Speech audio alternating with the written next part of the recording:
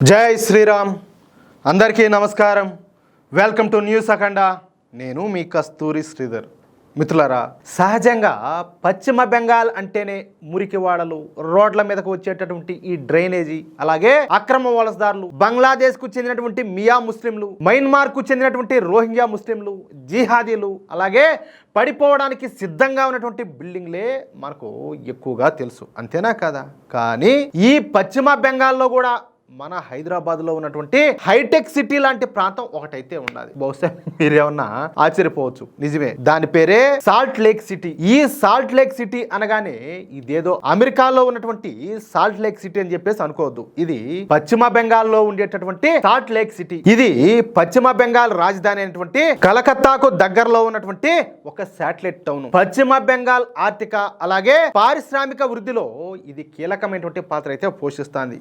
Wipro, Cognizant వంటి అనేక multinational IT కంపెనీల కార్యాలయాలు ఇక్కడన్నీ కూడా ఉన్నాయి. ఈ నగరాన్ని వివిధ రకాల సెక్టార్లు, బ్లాకులుగా విభజించి విశాలమైనటువంటి రోడ్లు, అందమైన పార్కులు, నివాస ప్రాంతాలతో చక్కగా నిర్మించారు. అప్పటి ప్రధానమైనటువంటి మన అటల్ బిహారీ వాజ్పేయి గారు ఈ సాల్ట్ లేక్ సిటీకు పెద్ద ఎత్తున నిధులంతా కూడా మంజూరు చేసి ఈ సిటీని నిర్మించే విధంగా చర్యలన్నీ కూడా చేపట్టారు. అంటే ఈ పుణ్యం కూడా భారతీయ జనతా పార్టీదే. ఏం టీఎంసీది కాదు, అంతకుముందున్న కమ్యూనిస్టులది కాదు, అంతకుముందున్న కాంగిల్ది కూడా కాదు. అందుకే పశ్చిమ బెంగాల్ మొత్తం మీద ఈ సాల్ట్ లేక్ సిటీనే అత్యంత ఖరీదైన ప్రాంతంగా ఉంటా వస్తుంది. ఇకపోతే ఈ సాల్ట్ లేక్ సిటీలో ఒక బీజేపీ నాయకుడు ఉన్నాడు. అతని పేరే జయప్రకాష్ మజుందార్. చెప్పాలంటే వీడొక పెద్ద అవినీతి పరుడు. చూడండి, కానీ ఆ విషయం అప్పట్లో బీజేపీ అధిష్టానానికి తెలియలా. అందుకే వీడికి సీట్ ఇచ్చి చెప్పాలంటే అందలం ఎక్కించారు. కానీ వీడు అదేదో కుక్కతో ఒక వంకరా నెట్టు వీడి అసలు బుద్ధిని చూపించి బీజేపీకు రాజీనామా చేసి తృణమూల కాంగ్రెస్ పార్టీలో చేరిపినాడు. ఎంత లఫ్ట్ గాడు చూడండి. అంతేకాకుండా తనకు ఇన్నాళ్ళు సపోర్టు చేస్తూ వచ్చేటువంటి హిందువులను, బీజేపీ కార్యకర్తలను బలవంతంగా టీఎంసీలో చేరే విధంగా చేసినాడు. అంటే వాళ్లను బెదిరించి భయపెట్టి మన హిందువులను అలాగే బీజేపీ కార్యకర్తలను తనతో పాటు టీఎంసీలోకి తీసుకోమన్నాడు. ఇక వీడు తృణమూల కాంగ్రెస్ పార్టీలో చేరగానే మమతా బేగం వీడికి ఏకంగా తృణమూల కాంగ్రెస్ పార్టీ ఉపాధ్యక్షుడిగా పదవినిచ్చి వీడిని సింహాసనం మీద కూర్చోబెట్టింది.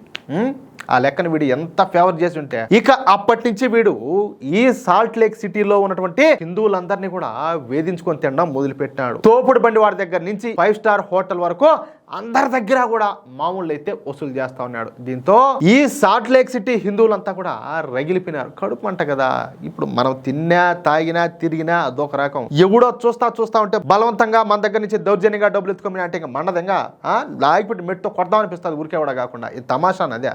సరే, వీడి సంగతి చూడాలని చెప్పేసి వాళ్ళంతా కూడా నిర్ణయించుకున్నారు. అవకాశం కోసం అందరూ కూడా ఎదురు చూడసాగినారు. అయితే ఆ అవకాశం అనేది రానే వచ్చింది. మొన్న పశ్చిమ బెంగాల్ ఎన్నికల్లో ఈ టీఎంసీ ఓడిపోయి బీజేపీ గెలవడంతో ఇక ఈ సాల్ట్ లేక్ సిటీ హిందువులకు చెప్పాలంటే ఎక్కడ లేని ధైర్యం అంతా కూడా వచ్చేసింది. ఇక ఈ అవకాశం కోసం సాల్ట్ లేక్ ప్రజలు ఎదురు చూడడం మొదలు పెట్టారు. ఈ క్రమంలోనే ఈ జయప్రకాష్ మజుందార్ గాడిని బెంగాల్ పోలీసులు అరెస్ట్ చేశారు. ఎందుకంటే దానికి కారణం కూడా ఉండదు, ఏం ఊరికే ఏం కాదు. ఈ జయప్రకాష్ మజుందార్ గాడు 2012లో ఒక ఫ్లాట్ ను అద్దెకి తీసుకున్నాడు. 2015లో ఈ అద్దె ఒప్పందం పూర్తి అయిపోయినప్పటికీ వాడు దాన్ని రెన్యువల్ అయితే చేసుకోవాలా. ఇప్పుడు 2015లో పైగా అద్దె ఇవ్వడం కూడా ఆపేసినాడు. 2015 ఎప్పుడు, ఇది 2026, అంటే 10 సంవత్సరాలు కంప్లీట్ గా పూర్తి అయిపోయింది. ఇదేందయ్యా అని చెప్పేసి అడిగితే ఆ ఇంటి యజమానిని తన రాజకీయ పలుకుబడిని ఉపయోగించి బెదిరింపులు గురి చేసి అంటే నీకు బాడిగిన బొక్క ఏం చేసుకుంటావు చేసుకోబో అని చెప్పేసి, పైగా ఆ ఇంటి యజమాని కుటుంబాన్ని సర్వనాశనం చేస్తానని చెప్పేసి భయపెట్టాడు. అయితే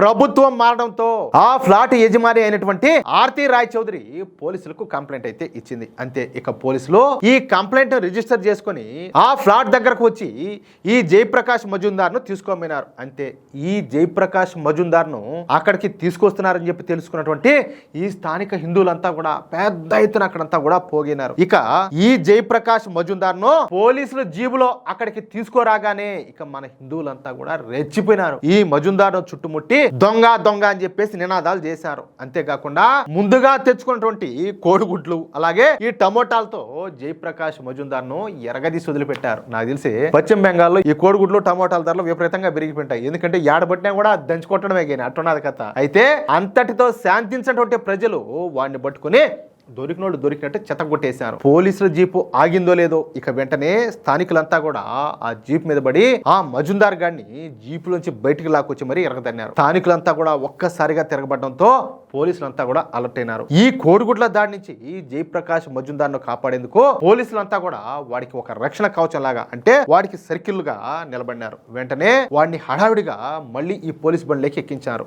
మళ్ళీ తన పైన ఎక్కడ దాడి జరుగుతాదోనని చెప్పేసి భయపడిపోయిన వాడు పోలీస్ బండి నుంచి దిగడానికి కూడా దడుచుకొని చచ్చాడట్టే. అంత భయపడిపోయినాడు. అంటే తప్పులు చేసినప్పుడు తెలీదా? అప్పుడు అడిగింది ఈ భయం అంతా కూడా ప్రభుత్వం ఉండాలిలే, మా బేగం ఉన్నది కదా చూసుకుంటాదిలే అనుకుంటాడు. బేగం ఎప్పటికీ ఉండదు. ఈ ప్రపంచంలో ఈ సృష్టిలో ఎవరు కూడా ఎక్కడ శాశ్వతం కాదు. నీ బతుకు కూడా అంతే.